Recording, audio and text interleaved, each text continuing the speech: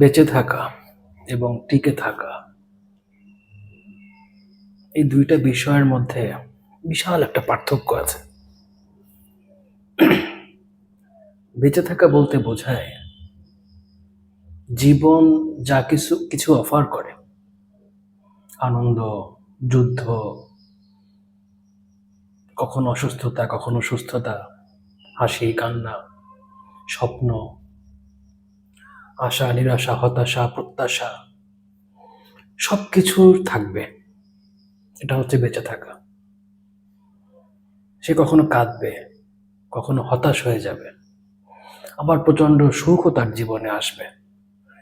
তার জীবনে এমন পরিস্থিতি থাকবে, সে ব্যর্থ হয়ে যাবে, কিন্তু স্বপ্নও সে দেখতে পারবে। এমন ব্যর্থ হবে না বা এতটা পড়ে যাবে না যে সে কোনো স্বপ্নই দেখতে পারবে না। এটা বেঁচে থাকা না। বেঁচে থাকা মানে জীবনের সব উপকরণ থাকবে, এটা হচ্ছে বেঁচে থাকা। আর টিকে থাকা মানে হচ্ছে প্রচন্ড কালবৈশাখী ঝড় হচ্ছে, আমাকে উড়িয়ে নিয়ে যাচ্ছে, এই মুহূর্তে আমাকে শুধু দাঁড়িয়ে থাকতে হবে সোজা একটা খুঁটি ধরে, না হলে আমি উড়ে চলে যাব, এবং উড়ে কোথায় পড়বো সেখানে গিয়ে আমি হয়তো মারাও যেতে পারি। এটা হচ্ছে টিকে থাকা,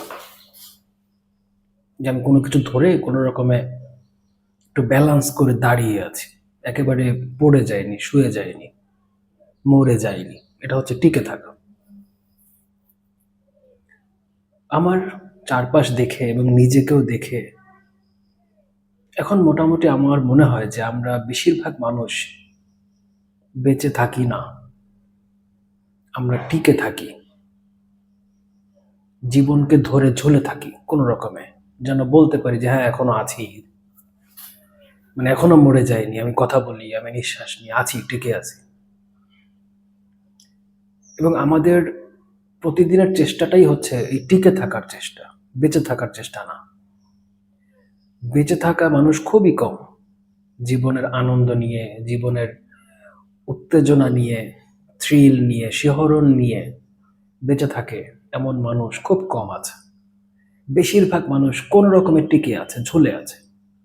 অনেকে তা জানেই না, সে জানেই না যে সে কোনো রকমের টিকে আছে, সে বেঁচে নেই। ও মনে করে আমি বেঁচে আছি, কিন্তু জীবনের কোনো কিছুই ওর মধ্যে নাই, শুধুমাত্র হার্ট একটু পাম্প করছে, বুকে হাত দিলে টের পাওয়া যায় যে না, সে তার হার্ট আছে। নাকের কাছে আঙুল ধরলে বোঝা যায় যে তার নিঃশ্বাস চলছে, এইটুকুই।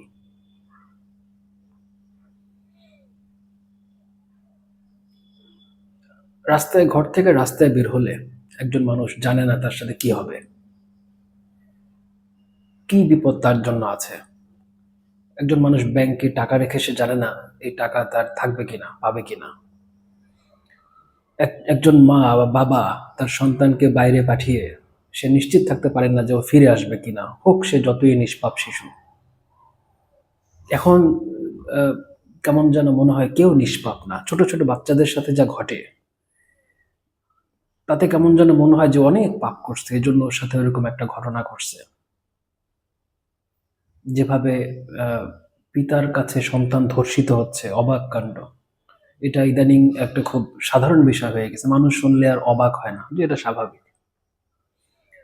স্বামী স্ত্রীর হাতে খুন হয়ে যাচ্ছে, হঠাৎ করে একটা চিরচেনা সম্পর্ক নাই হয়ে যাচ্ছে, মানুষ হতাশায় আত্মহত্যা করছে অহরহ। এগুলো মানুষ আর অবাক হয় না। কেন অবাক হয় না? কারণ একটা রেলিং এর উপর সবাই দাঁড়িয়ে আছে, একজন পড়ে গেছে, ও পড়ারই কথা ছিল, পড়ে গেছে, তা কি হয়েছে? ব্যাপারটা একটা এরকম হয়ে গেছে, তো পড়বেই। তো এই টিকে থাকার সংগ্রাম করতে গিয়ে বা টিকে থাকতে গিয়ে, মানে বেঁচে থাকা আমাদের কাছে একটা বিলাসিতা এখন। বেঁচে থাকাটা একটা বিলাসিতা, টিকে থাকাটি একটা ব্যাপার, বিশেষ ব্যাপার। মরুভূমির মধ্যে সুইমিং পুল হচ্ছে বিলাসিতা, মরুভূমির মধ্যে আমার কাছে এক পট পানি আছে, এটাই একটা বিশাল ব্যাপার। সুইমিং পুলের আশা করা যাবে না, জীবন অনেকটা এরকম হয়ে গেছে। যে কোনো রকমের আসো, এটাই বেশি। এই টিকে থাকতে গিয়ে প্রতিনিয়ত মানুষ তাকে স্রষ্টা যে কিছু ভালো জিনিস দিয়েছিল আনন্দ করার জন্য, জীবনকে উপভোগ করার জন্য, এর বেশ কিছু জিনিসকে মানুষ নিজেরা ইচ্ছা করে বিসর্জন দেয়, মেরে ফেলে, ধ্বংস করে ফেলে।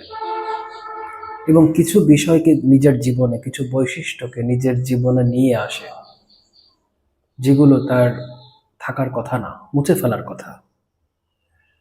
যে বৈশিষ্ট্যগুলো তার জন্য শুভ না, তারপরেও সেগুলোকে আহ্বান করে এবং নিজের জীবনে নিয়ে আসে।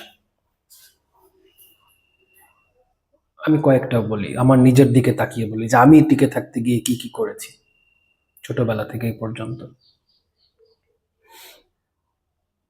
একটা আহ, একটা কমন বিষয় হচ্ছে, বেশিরভাগ মানুষ যেটা করে, আমিও করেছি বা আমিও করি, তা হচ্ছে ভালোবাসি না। এখন আর ভালোবাসি না, কারণ ভালোবাসা যায় না। খুব কঠিন বিষয়, খুবই জটিল বিষয় ভালোবাসা। ঘৃণা করা সহজ, এটা সবাই সহজে গ্রহণ করে, সবাইয়ের জন্য প্রস্তুত থাকে, কিন্তু ভালোবাসার জন্য সবাই প্রস্তুত থাকে না। তুমি কাউকে ভালোবাসবা, ও প্রস্তুতি না, ও নিতেই পারবে না, কারণ রেডি না। ভালোবাসার ডেফিনিশনই অনেকে জানে না। এখন আমাদের সমাজে ভালোবাসা বলতে যেটা বোঝায়, তা হচ্ছে যে তুমি আমাকে ভালোবাসো, কি স্বার্থ তোমার? নিশ্চয়ই কিছু চাও, না চাইলে আবার কিসের ভালোবাসা? নারী পুরুষের, ছেলে মেয়ের কথা যদি বলি, সেখানে শরীরটা প্রধান বিষয় হয়ে গেছে। এরপরে কিছু গোপন থাকে, ব্যাপার স্যাপার থাকে, যেটা অনেকে জানেও না, যে ওর কি আছে, ওকে ভালোবাসলে কি পাওয়া যাবে, আর অমুককে ভালোবাসলে কি পাওয়া যাবে। আসলে আলটিমেটলি এটা আসলে ভালোবাসা না, কারণ এ ভালোবাসা আসলে প্ল্যান করে হয় না, এটা ম্যাথমেটিক্স না। ভালোবাসা মানুষের হৃদয়ে আসে, কিন্তু সমাজটা এখন এত ক্রিটিক্যাল হয়ে গেছে, মানুষ এতটাই ম্যাথমেটিক্যাল হয়ে গেছে, যে হৃদয়ের যে স্বতঃস্ফূর্ত অনুভূতির যে ভালোবাসা, এইটা যার আসে, সে একেবারে বোকা হয়ে যায়, একেবারে নাস্তানাবুদ হয়ে যায়। কারণ তার কাছে যখন ব্যাখ্যা চাওয়া হয়, তুমি ভালোবাসো, কোন যোগ্যতায় ভালোবাসো, কোন অধিকারে ভালোবাসো, কেন ভালোবাসো, আসলে তার কিছু বলার থাকে না, কারণ সে তো জানে না। এটা তার স্বভাব, ভালোবাসা তার স্বভাব, সে স্বভাবে ভালোবাসে। কিন্তু এইটা আমাদের মানুষরা এখন আর গ্রহণ করে না। তুমি ভালোবাসো, তোমার কি যোগ্যতা আছে? আসলে ভালোবাসলে কোনো যোগ্যতা লাগে না, ভালোবাসার অনুভূতি আসছে, এটাই যোগ্যতা। এই অনুভূতি সবার আসে না, কিন্তু এখন সমাজে ভালোবাসতে গেলে যোগ্যতা লাগবে। নারী পুরুষের ক্ষেত্রে ভালো চাকরি লাগবে, টাকা লাগবে, শারীরিক শক্তি থাকা লাগবে। আমি কি বলতে চাইছি বুঝতে পারছেন নিশ্চয়ই। আহ, প্রকাশ্যে বললে অশ্লীল ভিডিও হয়ে যাবে, বললাম না। সব ভালোবাসি না, এবং বেশিরভাগ মানুষও ভালোবাসে না, কারণ ভালোবাসলে মানুষ বোকা হয়ে যায়। যখন কেউ বুঝতে পারে যে ওটা বোকা, তখন তাকে খুব অত্যাচার করে, খুবই নির্যাতন করে। জানে যত মায়ায় আটকা পড়ছে, তখন খুবই অত্যাচারিত হয়। সো অনেক মানুষ এরকম অত্যাচারিত হয়ে বোকা হতে হতে একসময় ভালোবাসা বাদ দিয়ে দিয়েছে। সৃষ্টিকর্তা মানুষের হৃদয়ে ভালোবাসার একটা বিশাল ক্ষমতা দিয়ে দিয়েছিল, কারণ কারোর হৃদয়ে যখন ভালোবাসা আসে, সে একটা স্বর্গের আনন্দ তো কেউ জানে না, তবে মোটামুটি কাছাকাছি একটা আনন্দ তার মধ্যে থাকে, তার জীবনে থাকে। কিন্তু টিকে থাকতে গিয়ে, বোকা হতে না গিয়ে, এবং মানুষের কাছে নির্যাতিত হতে না চেয়ে, এই ভালোবাসা আমরা মেরে ফেলেছি। না হৃদয়, তুই আর ভালোবাসিস না, তুমি আর ভালোবাসো না, তুমি ভালোবাসতে গিয়ে আমার বারবার বিপদে ফেলে দিচ্ছ, আমাকে মানুষের কাছে ছোট করে দিচ্ছ। সো মানুষ এই যে বিশাল একটা গুণ, ভালোবাসতে পারা, ভালোবাসার সক্ষমতা, উইদাউট এনি ইন্টারেস্ট, কোনো স্বার্থ ছাড়া, মানুষ ইচ্ছা করে এটাকে মেরে ফেলেছে, শেষ করে ফেলেছে টিকে থাকতে গিয়ে। কারণ ভালোবাসলে টিকে থাকা মুশকিল, ভালোবাসলে এখন টিকে থাকা যায় না। আর একটা বিষয় হচ্ছে বিশ্বাস। মানুষ এখন আর কাউকে বিশ্বাস করে না, স্রষ্টাকে বিশ্বাস করে কিছুটা ভয়ে, কিছুটা স্বার্থে, কিছুটা লোভে, কিন্তু মানুষে মানুষে যে বিশ্বাস, এটা এখন আর করে না। রবীন্দ্রনাথ ঠাকুর বলেছিলেন যে মানুষের বিশ্বাস হারানো পাপ। তো এই পাপে এখন আমরা সবাই পাপী হয়ে গেছি, কারণ এই পাপী যদি না হই, টিকে থাকা যায় না। মানুষ এখন যে পরিমাণে প্রতারক হয়েছে, মানুষের বিশ্বাস নিয়ে তাকে যেভাবে আর্থিকভাবে ক্ষতিগ্রস্ত করে, মিথ্যা কথা বলে, প্রতারণা করে, তাতে মানুষ মানুষকে বিশ্বাস করতে চায় না। বরং অবিশ্বাস করা, কোনো একটা কথা বলেছে, ভালো কথা বলেছে, তার পিছনে খারাপ কিছু আছে কিনা এটা খুঁজে বের করাটাই এখন একটা ক্রেডিট। সহজ বিশ্বাস, সহজ মানুষ এখন আর নেই। এবং সহজ বিশ্বাস, সহজ মানুষ, এটা এই যুগে, এই সময় একটা পাপ, একটা অযোগ্যতা, টিকে থাকার জন্য একটা অযোগ্যতা। এই বৈশিষ্ট্য নিয়ে কেউ টিকে থাকতে পারবে না। তুমি যেখানেই যাচ্ছ, মানুষকে বিশ্বাস করছো, দেখবা যে প্রচুর ঠকে যাবা, প্রচুর মনে আঘাত পাবা। কাউকে বিশ্বাস করা যায় না, ঘরের লোককেই বিশ্বাস করা যায় না। কে কি স্বার্থে আঘাত লাগলে কে কখন কোন রূপ ধারণ করবে বলাই যায় না। প্রতিদিনের বন্ধু, অনেক দিনের বন্ধু, একসঙ্গে চলাফেরা হয়েছে, স্বার্থে লাগলে কি করবে তোমার সাথে বলাই যায় না। তবে এই যে বিশ্বাস, আমি তোমাকে বিশ্বাস করি, এটা একটা বড় নির্ভরতা। বিশ্বাস করার একটা একটা আশীর্বাদ, স্রষ্টার পক্ষ থেকে একটা আশীর্বাদ ছিল যে মানুষ মানুষকে বিশ্বাস করবে, আর মানুষও তার বিশ্বাসটা রক্ষা করবে। একসময় জঙ্গলের ডাকাতও বিশ্বাস রক্ষা করত।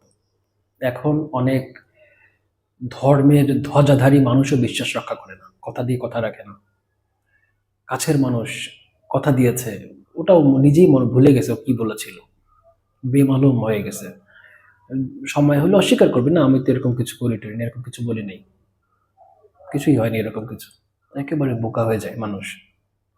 বিশ্বাস করে মানুষ টাকা দিয়ে ঠকে যায়, মানুষকে সাহায্য করে, যাকে সাহায্য করে সেই একসময় উল্টো রূপ ধারণ করে, সে অস্বীকার করে, অকৃতজ্ঞ হয়ে যায়, কৃতঘ্ন হয়ে যায়, উল্টো আক্রমণ করে। তাই এই যুগে বিশ্বাস করাটা হচ্ছে একটা অযোগ্যতা। মানুষ নিজের বিশ্বাস করার ক্ষমতাকেও মেরে ফেলেছে, সে কাউকে বিশ্বাস করে না। এবং যে বিশ্বাস করে তাকে মানুষ বোকা হিসেবে জানে, পিছনে বলবো একটা বোকা, একটা বলদ। এবং আসলেও তাই। যদি কেউ বিশ্বাসের শান্তি করতে চায়, ভালোবাসার শান্তি করতে চায়, সে খুব বোকা হয়ে যাবে। তাকে একা থাকতে হবে, অথবা মেনে নিতে হবে যে আমি প্রচুর ঠকে যাব, আমাকে মানুষ খুব ঠকাবে, এটা তাকে মানতে হবে। মানতে পারলে ওকে ফাইন। সো মানুষ ভালোবাসার ক্ষমতাকে মেরে ফেলেছে। বিশ্বাস করি না কাউকে, এখন আর কাউকে ভালোবাসি না। আর কি করি না, সুন্দর কথা বলি না, সুন্দর করে কারোর সাথে কথা বলি না, কাঠখোট্টা কথা বলি। কারণ সুন্দর কথার মর্যাদা হয় না। সুন্দর কথা যে বলে তাকেও মানুষ মনে করে বোকা। সুন্দর কথা বলাটা একটা অযোগ্যতা। বরং যে রূঢ় কথা বলা, মুখের উপর কথা বলে দেওয়া, স্পষ্ট ভাবে আক্রমণ করা, এগুলোকে মানুষ বলে বাহ, ছেলেটা তো বেশ, বা খুব লড়াকু ছেলে, খুব স্পষ্টবাদী ছেলে, একে মানুষ একটু ভয়ও পায়। ওর সঙ্গে মানুষ ফালতু কাজ করতে যায় না। যে মিষ্টি মিষ্টি কথা বলে, বেছে বেছে কথা বলে, শব্দগুলো বুঝে বুঝে বলে, মানুষ মনে করে তো একটা সহজ সহজ, ওকে কষ্ট দেওয়া সহজ, ও তো খারাপ কথা বলতে পারে না, গালিগালাজ করতে পারে না, তাহলে চলো ওকে ধরি, আমরা একটু প্র্যাকটিস করে আসি। মানুষ এই যে নরম জিনিস পেলে পাঞ্চ করে না, নরম জিনিস পেলে একটু পাঞ্চ করতে চায়, প্র্যাকটিস হয়ে যাক। তো যারা একটু রুচিশীল মানুষ, সুন্দর করে কথা বলতে চায়, সুন্দর করে ভাবতে চায়, শব্দগুলো বেছে বেছে বলে। চাঁদ, চন্দ্রবিন্দু আছে, চন্দ্রবিন্দুটা উচ্চারণ করতে হবে, এভাবে যারা কথা বলে, এরা এই উচ্ছৃঙ্খল কথার মধ্যে, রাস্তাঘাটের কথার মধ্যে, হাটে বাজারের কথার মধ্যে একেবারে অসহায় হয়ে যায়। আর এত কি আস্তে আস্তে মিনমিন করে কথা বলে, তার কথা কেউ শুনতেই চায় না। কিন্তু যে কথায় কথায় গালিগালাজ দিয়ে কথা বলে, রূঢ় কথা বলে, একেবারে আক্রমণাত্মক, ওর কথা খুব মনোযোগ দিয়ে শোনে। তাই মানুষ সুন্দর করে কথা বলাও বাদ দিয়ে দিয়েছে। মানুষ এখন আর সুন্দর করে কথা বলে না, কারণ সুন্দর করে কথা বললে টিকে থাকতে সমস্যা। মানুষ আরো অনেক কিছু করেছে, নিজেকে অনেক পরিবর্তন করে নিয়েছে টিকে থাকার জন্য। মানুষ ঘৃণার চর্চা করে, রাগের চর্চা করে, কত ঘৃণা করা যায়। আজকে ধর্মে ধর্মে খুব ঘৃণা, যে যত ঘৃণা করতে পারে সে তত ধার্মিক, এরকম একটা অবস্থা হয়ে গেছে। যে যত হিংসাত্মক কথা বলে, রাগের কথা বলে, সে সমাজে তত বীর পুরুষ হিসেবে গণ্য হয়, তাকে মানুষ নেতা মানে। যে আদব নিয়ে চলে তাকে মানুষ বোকা বলে, নিরীহ বলে। তো তো টিকে থাকতে গিয়ে মানুষ বেয়াদব হচ্ছে, বেয়াদবের খুব মর্যাদা। টিকে থাকতে গিয়ে মানুষ অশ্লীল কথা বলছে, টিকে থাকতে গিয়ে মানুষ ঘৃণা করছে। ঘৃণা করাটা একটা গুণ। তুমি কতটা হিন্দুকে ঘৃণা করো, তুমি ততটা ভালো মুসলিম। তুমি কতটা মুসলিমকে ভালো ঘৃণা করতে পারো, তুমি ততটা ভালো হিন্দু। এটা মোটামুটি একটা কমন ডেফিনিশন হয়ে গেছে। আজকে ভারতে জয় শ্রীরাম নিয়ে যা হচ্ছে, স্বয়ং শ্রীরাম যদি থাকতেন, উনি ভারতের জনগণকে অভিশাপ দিয়ে চলে যেতেন। মুসলমানরা নবী মুহাম্মদের সাল্লামের উসিলা নিয়ে অন্য মানুষকে যত আঘাত করে, কোরআনকে নিয়ে যত আঘাত করে, যদি আল্লাহ কিয়ামতকে মুলতবি না করতেন, কিছু সময়ের জন্য স্থগিত না করতেন, যেটা কোরআনে বারবার বলা হয়েছে যে আমি কিছু সময়ের জন্য স্থগিত করে রাখছি, দেখি তোমরা কি করো।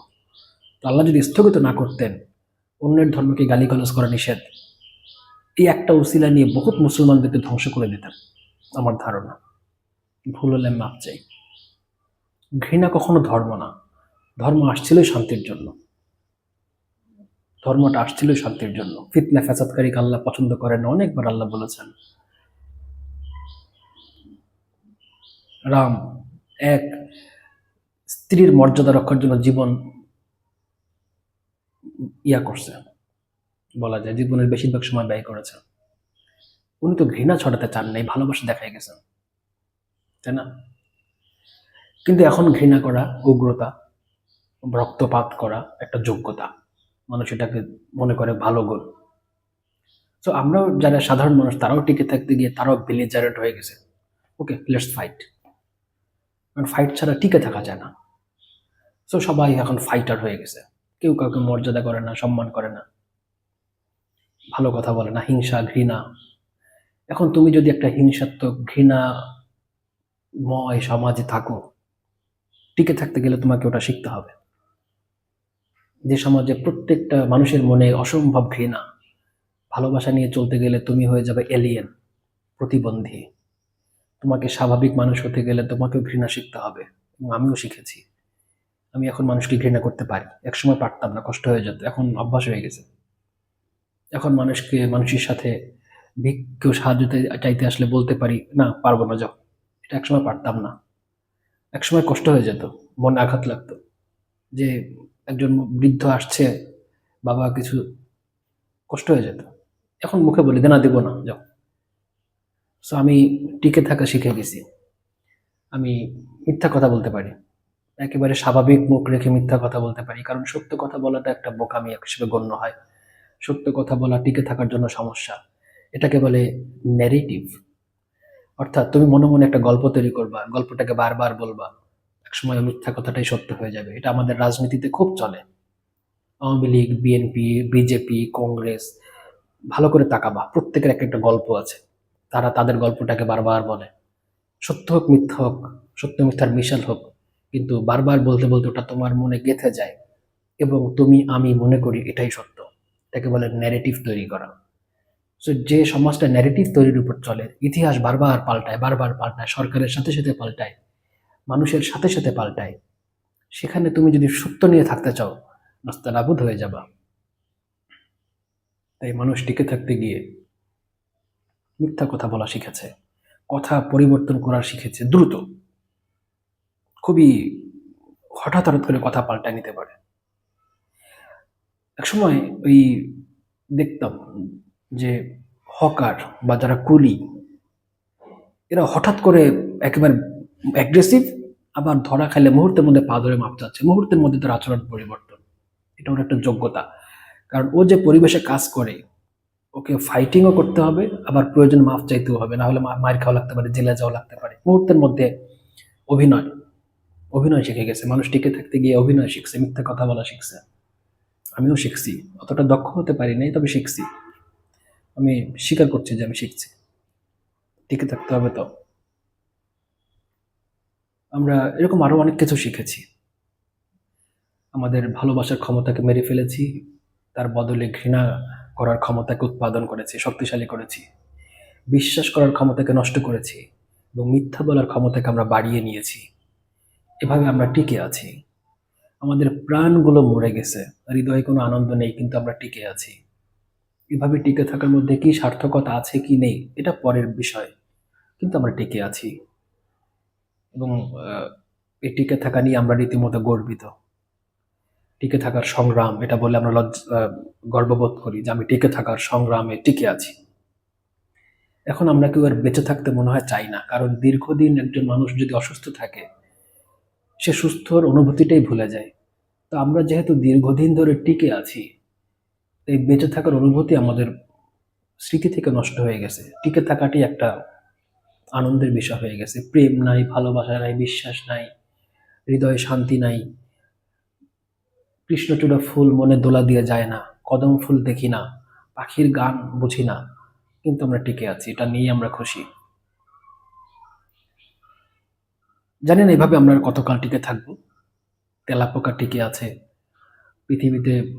আহ, ডাইনোসর বিলুপ্ত হয়ে গেছে, আর অনেক প্রাণী বিলুপ্ত হয়ে গেছে। অগ্ন্যুৎপাতের মধ্যেও তেলাপোকা টিকে আছে। আমরা মানুষ, আমরাও দিন দিন তেলাপোকা হয়ে যাচ্ছি বা তেলাপোকা হয়ে গেছি। আমিও তেলাপোকা হবার চেষ্টায় আছি। যদি টিকে থাকতে চাও, তোমাকেও তেলাপোকা হতে হবে। তেলাপোকা হওয়াটা এখন একটা গর্বের বিষয়। তেলাপোকা হওয়াটা এখন একটা যোগ্যতা। যে মানুষ থাকতে চায় সে অকালে ঝরে যাবে। চলো সবাই তেলাপোকা হই।